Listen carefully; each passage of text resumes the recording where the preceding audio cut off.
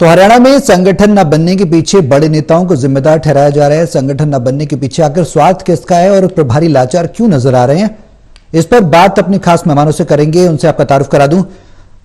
हमारे साथ हिसार से हैं doctor Mahesh Kumar, associate editor है। देवेंद्र कथुरिया है पानीपत से, वीरेंद्र सोनी है वरिष्ठ पत्रकार। आप सभी के साथ हम चर्चा की शुरुआत करेंगे। सबसे पहले देवेंद्र, आखिर बिना संगठन के कैसे होगी नैया पार?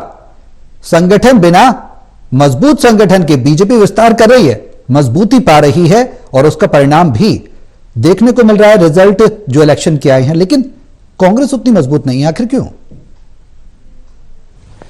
देखिए सौरभ, पिछले कुछ समय से 2014 की बात करें, 2019 की हो या 2019 से अब तक, कांग्रेस का दुर्भाग्य रहा है कि कांग्रेस एक बड़ी पार्टी है, बहुत टाइम पर राज किया है देश पर, लेकिन जब से बीजेपी का पदार्पण हुआ है, दिल्ली में सरकार बनी, चंडीगढ़ में और राज्यों में बनी, बीजेपी लगातार मजबूत होती चली गई अपने संगठन के दम पर, अपने इरादों के दम पर, अपने जज्बे के दम पर और अपनी प्लानिंग और एग्जीक्यूशन के दम पर।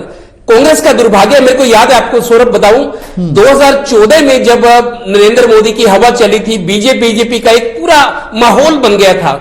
उससे ठीक 2 महीने पहले मई में चुनाव थे, फरवरी या मार्च में फूलचंद मौलाना तत्कालीन प्रदेश अध्यक्ष थे कांग्रेस के, उनको बदल दिया गया क्योंकि वो एक तरह से डमी भी थे और कमजोर प्रधान साबित हुए थे। तो 2 महीने पहले चूंकि बीजेपी की, मोदी की हवा चल गई थी, कांग्रेस के घोटाले सामने आ रहे थे, तो उस वक्त पुनर्गठन किया गया था।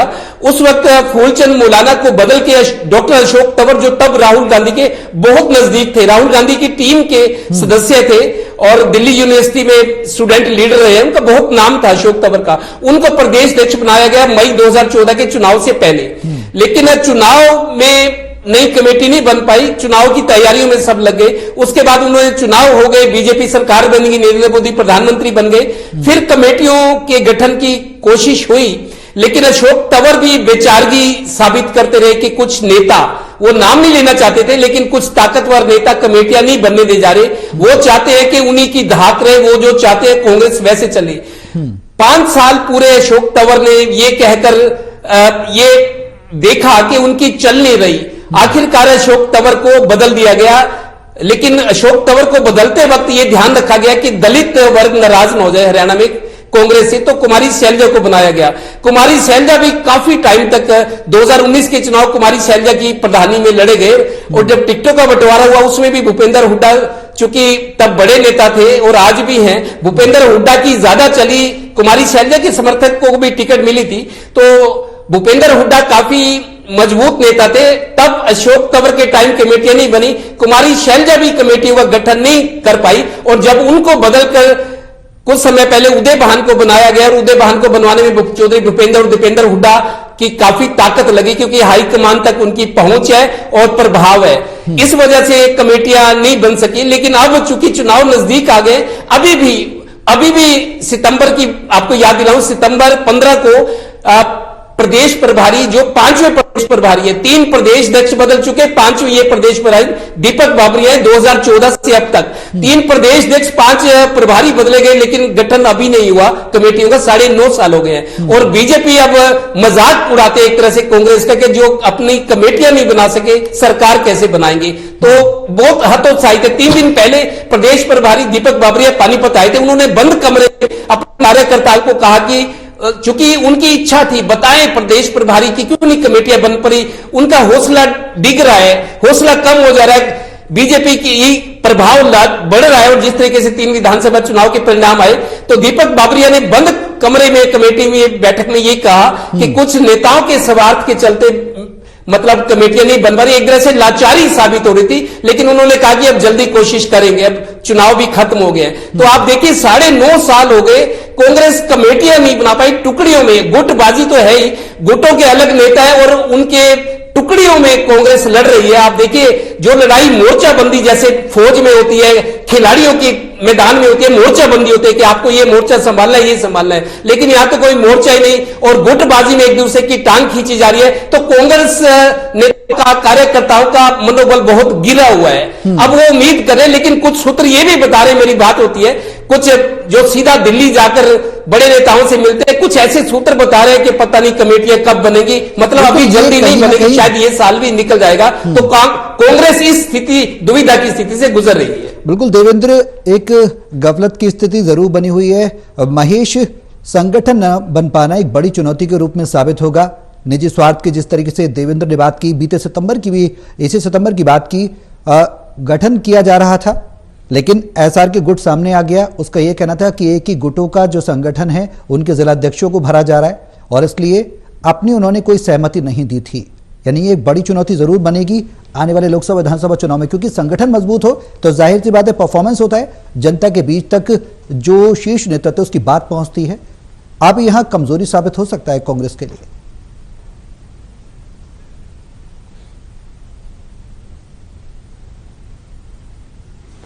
देखिए, बिल्कुल संगठन के लिहाज से तो कांग्रेस पार्टी जबरदस्त कमजोरी में इस वक्त नजर आ रही है और पहले भी कमजोरी कांग्रेस पार्टी के भीतर बनी हुई थी। जो लोकप्रियता का ग्राफ, जो भूपेंद्र हुड्डा का ग्राफ लगातार बढ़ता हुआ नजर आ रहा था 3 राज्यों के चुनाव परिणाम से पहले का मैं जिक्र कर रहा हूं, तो उस वक्त जो माहौल बन रहा था, लगातार हम जिक्र कर रहे थे कि ये कांग्रेस पार्टी का अपना परफॉर्मेंस नहीं है। दरअसल भारतीय जनता पार्टी की नाकामियां ही कांग्रेस पार्टी की लोकप्रियता का, कांग्रेस पार्टी के ग्राफ के बढ़ने का सबसे बड़ा कारण था। अब चूंकि अपनी नाकामियों को खत्म करने की कोशिश भारतीय जनता पार्टी लगातार कर रही है, जिस तरीके से विकसित भारत संकल्प यात्रा, इसे एक यात्रा के रूप में सिर्फ कांग्रेस जन देख रहे हैं, इसे सिर्फ एक प्रचार के जरिए के रूप में कांग्रेस पार्टी के लीडर्स देख रहे हैं, लेकिन जो ग्राउंड जीरो पर इस विकसित भारत संकल्प यात्रा को देखकर आया है वो समझ सकता है कि परिवार पहचान पत्र को लेकर ही भारतीय जनता पार्टी हरियाणा में सरकार के खिलाफ सबसे बड़ा गुस्सा था, प्रॉपर्टी आईडी को लेकर सबसे बड़ा गुस्सा था, किसी भी तरह की सरकारी योजना का लाभ लेने में परिवार पहचान पत्र आड़े आ रहा था। अब इसी परिवार पहचान पत्र की खामियों को दुरुस्त करने के लिए जनता की मांग के अनुरूप जो लोग चाहते हैं उस तरह का प्रोविजन परिवार पहचान पत्र में अब किया जा रहा है और गांव-गांव पहुंचकर ये किया जा रहा है। दरअसल निराशा की स्थिति यहां पर पैदा हो चुकी थी, लोग तमाम कोशिशें करके हार चुके थे, परिवार पहचान पत्र को ठीक नहीं करवा पा रहे थे, लेकिन अब एक जो वीडियो वैन नरेंद्र मोदी का प्रचार करने के लिए उनके गांव में विकसित भारत संकल्प यात्रा लेकर पहुंच रही है, वो परिवार पहचान पत्र को ठीक कर रही है, वो तमाम सरकारी योजनाओं का लाभ देने का काम कर रही है, वो पेंशन देने का काम कर रही है, प्रधानमंत्री उज्ज्वला योजना का लाभ देने का काम कर रही है। हर वो योजना जो सरकार के जरिए आम जनता को दी जा सकती है, इन विकसित भारत संकल्प यात्रा के अलग अलग गांवों में जो पड़ाव डाले जा रहे हैं उनके जरिए लोगों का काम किया जा रहा है। यानी जो लाभार्थी हैं उनकी संख्या लगातार मल्टीप्लाई कई गुना बढ़ाने का काम भारतीय जनता पार्टी करती चली आ रही है और संवाद लगातार कायम किए हुए जो लाभार्थी अलग अलग योजनाओं के हैं उनसे लगातार भारतीय जनता पार्टी के जो लोग हैं वो अपना संवाद कायम किए हुए हैं। कांग्रेस पार्टी को नजर नहीं आ रहा, उन्हें लगता है कि सिर्फ प्रधानमंत्री नरेंद्र मोदी का प्रचार करने के लिए एक वीडियो वैन गांव में लगाई गई है, लेकिन जो ग्राउंड पर काम किया जा रहा है वो कांग्रेस पार्टी के लीडर्स की नजरों में नहीं आ पा रहा है और यही वजह की सबसे बड़ा नुकसान यहां पर कांग्रेस पार्टी को उठाना पड़ सकता है। अगर भारतीय जनता पार्टी की नाकामियां, जनता का उनके प्रति अगर गुस्सा कम हो जाता है तो यकीनन फिर कांग्रेस पार्टी का ग्राफ तेजी से नीचे जाता हुआ नजर आएगा और यही काम इस वक्त विकसित भारत संकल्प यात्रा के जरिए किया जा रहा है। और जो जिक्र आपने किया एसआर के, दरअसल यही वजह है। भूपेंद्र सिंह हुड्डा जो संगठन की लिस्ट कायम करते हैं, जो तैयार करते हैं, उस पर फाइनल सिग्नेचर भूपेंद्र हुड्डा तो खुद जरूर करते हैं, लेकिन उसके बाद ना तो किरण चौधरी करती है, ना कुमारी शैलजा करती हैं और ना ही रणदीप सुरजेवाला करते हैं। और यही वजह की दशकों का वक्त बीत गया लेकिन किसी भी तरह का जो संगठन है कांग्रेस पार्टी कायम नहीं कर पाई। जो प्रभारी है जरूर यहां पर कायम किए गए और प्रभारी भी जिक्र भिवानी जिले का करें तो भिवानी जिले के किरण चौधरी के अनुरूप जो प्रभारी है, जो कुमारी शैलजा के समर्थक लोग थे, उन्हें वहां पर लगाने का काम किया गया। तो कुछ सेटलमेंट जरूर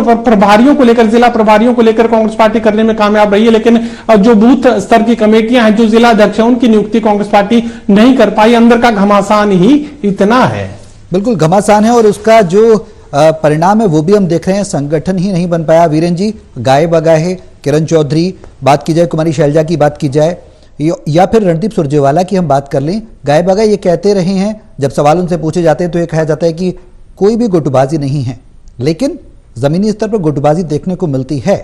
क्या बिना संगठन के गुटबाजी को खत्म करने में कांग्रेस सफल होगी? क्या बिना संगठन के कांग्रेस की नैया पार होगी? क्योंकि अभी फाइट तगड़ी है, हरियाणा का विधानसभा चुनाव हो, इससे पहले लोकसभा चुनाव भी है। देखिए, कांग्रेस का जो संगठन है इस पर काफी समय से, लंबे समय से जदोजहद हो रही है। अब संगठन बन भी जाएगा तो क्या हो जाएगा? क्या एक संगठन बनेगा तो उसमें जब एक गुट का नेता होगा तो क्या दूसरे गुट के नेता उसको स्वीकार कर लेंगे, क्या उसको मान्यता देंगे? तो क्या अभी भी मान लीजिए, क्या जो प्रदेश कांग्रेस अध्यक्ष हैं उदय भान जी, क्या उन्हें कुमारी शैलजा अपनी सभा में बुलाती है? क्या किरण चौधरी उन्हें अपनी सभा में बुलाती है? जब प्रदेश अध्यक्ष ही वो भूपेंद्र सिंह हुड्डा के ही प्रदेश अध्यक्ष बनकर रह गए हैं, उनको कार्यकर्ताओं के रूप में एक प्रदेश अध्यक्ष की जो मान्यता मिलनी चाहिए थी, क्या दूसरे गुट उनको उस तरह स्वीकार कर रहे हैं? अभी जो पूर्व एडीजीपी थे सुभाष यादव, वो कांग्रेस में शामिल हुए, किरण चौधरी ने उनको शामिल किया, और इसी तरह जो अनिल दमतोड़ी थे, पहले कांग्रेस से फिर भारतीय जनता पार्टी में शामिल हो गए थे, अब फिर वापस कांग्रेस में आ गए। तो वीरेंद्र जी, वजह क्या है? क्या ये माना जाए कि हुड्डा गुट पर जो आरोप लगाए जाते रहे हैं एसआरके की तरफ से कि अपने ही जिला अध्यक्षों को भर्ती किया जा रहा है, उनका ही दबदबा रहेगा, क्या वो एक वजह है जो उदय भान खुलकर काम नहीं कर पा रही है, उन्हें करने नहीं दिया जा रहा? देखिए, लड़ाई तो कांग्रेस में वर्चस्व की है। अब होना यह चाहिए था कि कांग्रेस जहां संगठन के पदाधिकारियों की सोचती, वहां वो सर्वे कराती कि कौन सा नेता हमारा भावी प्रत्याशी हो सकता है, चाहे लोकसभा का हो या विधानसभा का, या कौन से ऐसे मुद्दे हैं जो हमें उभारने चाहिए, क्यों जनता के बीच जाने चाहिए। अब जो नेता हैं एसआरके ग्रुप हो चाहे भूपेंद्र हुड्डा ग्रुप के हों, वो अपने अपने स्तर पर रैलियां कर रहे हैं, अपने लोगों से ही संपर्क कर रहे हैं। तो मतलब जो कांग्रेस का संगठित संदेश जाना चाहिए था, भाई कांग्रेस एकजुट है, वो दिखाई नहीं दे रहा। सब अपने अपने डफली, अपना अपना राग है, और ये इस स्थिति से कोई परिवर्तन आने वाला ऐसा है नहीं है, क्योंकि ये स्थिति तो बने रहने वाली है। जो भी अपना रैली करेगा, अपने जो उनका शक्ति प्रदर्शन कर रहे हैं, अपने स्तर पर कर रहे हैं, तो मतलब कांग्रेस के अंदर चाहे अगर पदाधिकारियों की घोषणा भी हो जाए तो उससे क्या परिवर्तन होने वाला है? कोई कुछ इतना विशेष होने वाला नहीं है। अब जो कांग्रेस संगठन की एक शक्ति है, जो एकजुटता है, वो इस जनता के बीच जान के लगनी चाहिए। रैलियां करने के रैलियां तो आपको कहीं भी जनता भीड़ इकट्ठी की जाती है, रैलियों में कैसे? आवश्यकता तो यह है कि आप यह पूरे प्रदेश में पदयात्रा निकालें, सभी कांग्रेस के नेता एकजुट होकर उस पदयात्रा में शामिल हो, या रथ यात्रा निकालें, सभी एकजुट होकर उस रथ यात्रा में शामिल हो, तो एकजुटता का संदेश भी जाएगा और मतदाताओं से सीधा संपर्क भी बनेगा। इस समय आवश्यकता तो इस बात की है, लेकिन कांग्रेस नेता आपस में सिर फुटबॉल हो रही है और उसमें कोई अंतर आने वाला नहीं है। अभी तो जो है, अब रैलियों का सिलसिला, समानांतर रैलियों का सिलसिला शुरू होगा। एसआरके ग्रुप अपनी रैलियां करेगा, भूपेंद्र हुड्डा ग्रुप ने अपना जो कार्यक्रम पहले ही घोषित कर दिया है। और हालांकि ये बात देखिए, दीपक बवरिया संगठन के व्यक्ति हैं, वो उनकी सोच बड़ी स्पष्ट है। पहले जो प्रभारी रहे थे विवेक बंसल, उनको तो कोई प्रभारी मानता ही नहीं था, क्योंकि उनका व्यक्तित्व भी ऐसा नहीं था। हालांकि देखिए, दीपक बवरिया अब जो है वो सभी लोगों से संपर्क कर रहे हैं, जितने भी नेता हैं। वो अपने पानीपत प्रवास के दौरान जो प्रदेश कांग्रेस अध्यक्ष रहे हैं बलबीर पल शाह, 5 बार के विधायक रहे, उनसे भी मिलने गए। आज तक किसी भी नेता ने बलबीर पल शाह से मुलाकात नहीं की, वो संगठन के हित में गए, वहां भी उनसे चर्चा की।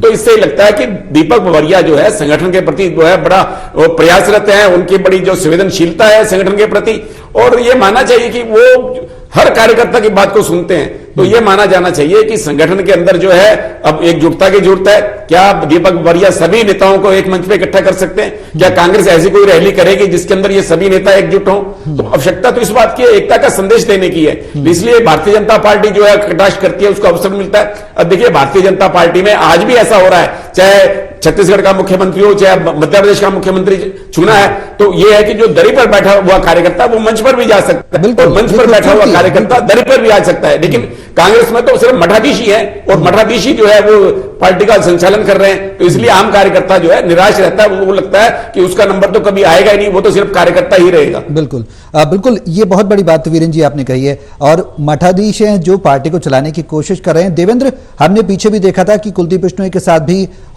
दीपेंद्र हुड्डा की और भूपेंद्र हुड्डा की रार देखने को मिली थी, जब सीट को लेकर कहीं ना कहीं सवाल खड़े होने लगे थे। भव्य बिश्नोई को वो दावेदारी के रूप में पेश करना चाहते थे, लेकिन हुड्डा ने साफ कह दिया था, भूपेंद्र हुड्डा ने, कि वो चले जाए, उनके जाने से कांग्रेस का कुछ नहीं होने वाला।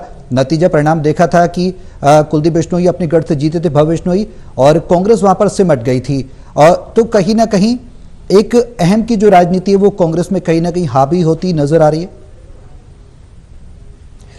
बिल्कुल सौरभ, देखिए, हम कांग्रेस की राजनीति को देखें हरियाणा में, भूपेंद्र हुड्डा पहले टाइम में 4 बार सांसद रहे हैं। चौधरी देवीलाल जो बहुत बड़े नेता थे हरियाणा के, उनको रोहतक में ही चौधरी देवीलाल को भूपेंद्र सिंह हुड्डा ने हराया था। 4 बार सांसद रहे, 2 बार लगातार मुख्यमंत्री रहे, अब सीएलपी लीडर हैं, विपक्ष के नेता हैं। तो शायद भूपेंद्र हुड्डा अपनी चौधर को कायम, दरअसल रोहतक में, अभी हम मुख्यमंत्री की बात करें, मुख्यमंत्री मनोहर लाल का जो पैतृक गांव है वो भी रोहतक में ही है, और भूपेंद्र हुड्डा भी रोहतक से। रोहतक के दरअसल वहां पानी का ऐसा है, राजनीतिक फिजा ऐसी है कि वहां चौधर की लड़ाई के लिए मतलब बहुत कशमकश रहती है। रोहतक को वैसे प्रदेश की राजनीतिक राजधानी भी कहते हैं। तो भूपेंद्र हुड्डा के टाइम में आप देखिए, किरण चौधरी मंत्री थी, जन स्वास्थ्य मंत्री थी। दोनों टाइम में जब भूपेंद्र हुड्डा मुख्यमंत्री थे, किरण चौधरी मंत्री थी, रणदीप सुरजेवाला दोनों कार्यकाल में मंत्री थे। तो जैसे जेपी है जो और बड़े नेता है, तो भूपेंद्र हुड्डा को ये लगता है कि कांग्रेस मेरे साथ चलती है, बाकी लोग मेरे पीछे चले। शायद ये अहम की बात है, या चौधर या मूछ की लड़ाई जिसको हम कह सकते हैं। भूपेंद्र हुड्डा ये एज्यूम करके चलते हैं कि हरियाणा में कांग्रेस भूपेंद्र हुड्डा है, भूपेंद्र हुड्डा कांग्रेस है। वो ये चाहते हैं कि जिन लोगों ने मंत्रिमंडल में मेरे साथ, मेरे मातहत के तौर पर, मेरे कलीग के तौर पर काम किया है, वो मेरे पीछे चले। लेकिन अब दरअसल अब चूंकि रणदीप सुरजेवाला है, कुमारी शैलजा है, किरण चौधरी है, जब कैप्टन अमरिंदर सिंह को कांग्रेस ने फ्री हैंड दिया था, कैप्टन अमरिंदर सिंह पंजाब में सरकार लेकर आए थे, तो उस वक्त जब बीजेपी की हवा चल रही थी, अभी भी चल रही है, तो भूपेंद्र हुड्डा और उनके लोगों ने हाईकमान तक, चूंकि भूपेंद्र हुड्डा की पकड़ है पूरी। मेरे को याद है 2 कार्यकाल में चौधरी बीरेंद्र सिंह जब वित्त मंत्री थे, जाकर सोनिया गांधी से हर हफ्ते मिलते थे कि उनको मुख्यमंत्री बनाया जाए, भूपेंद्र हुड्डा को बदला जाए। पूरे 2 कार्यकाल भूपेंद्र सिंह हुड्डा ने किए, क्योंकि हाईकमान पर पकड़ उनकी थी। और जो राजनीतिक सचिव थे, अहमद पटेल थे, सोनिया गांधी थी, भूपेंद्र हुड्डा की पूरी हाईकमान अंदर तक पहुंच थी और अपने प्रभाव का इस्तेमाल करके एक बड़े नेता के रूप में उभरे थे। लेकिन अब वक्त बदल गया है, बीजेपी हरियाणा में 2 बार सरकार बदल गया है और कहीं ना कहीं समय रहते सीखने की जरूरत है देवेंद्र। और अगर पार्टी नहीं सीखी तो बहुत देर हो जाएगी। महेश, 3 राज्यों के चुनाव परिणाम हमने देखे और बड़े राज्यों के राजस्थान, छत्तीसगढ़ और मध्य प्रदेश में जनता ने क्लियर मैंडेट दिया बीजेपी को। संगठन मजबूत था, नीतियां अच्छी थी और जो तारतम्य था, जो एक एकजुटता थी, वो देखने को मिली थी बीजेपी की। और उसका फायदा अंतिम छोर में बैठे व्यक्ति को भी मिला था और उसका फायदा सीधा पार्टी को मिला। कांग्रेस को समय रहते अभी भी समय दूर नहीं है, समय है, तैयारी की जा सकती है, नहीं तो खामियाजा बड़ा भुगतना होगा।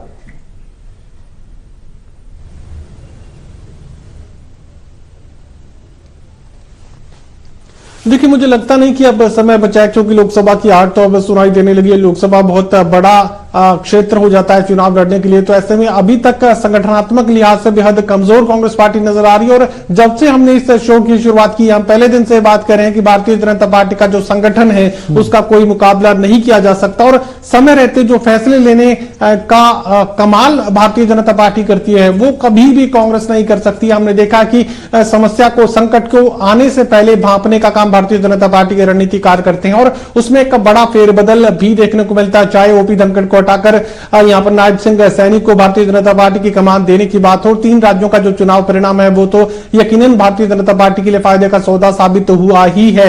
लेकिन यहां पर जो जनता की नाराजगी भारतीय जनता पार्टी और खासकर हरियाणा की मौजूदा सरकार से इस वक्त बनी हुई थी, उसे दूर करने की कोशिश इस वक्त सरकार की तरफ से तेजी से की जा रही है। मैं जिक्र करा था विकसित भारत संकल्प यात्रा का, तो जो पोर्टल व्यवस्था थी वही सबसे बड़ी नाराजगी की वजह भारतीय जनता पार्टी के लिए बनी हुई थी। और अब उसी नाराजगी के कारण को खत्म करने में भारतीय जनता पार्टी के लोग अपनी पूरी ताकत लगाए हुए हैं। अगर नाराजगी का कारण खत्म होता है तो सीधे सीधे उसका असर कांग्रेस पार्टी की लोकप्रियता पर हरियाणा में देखने को मिलेगा।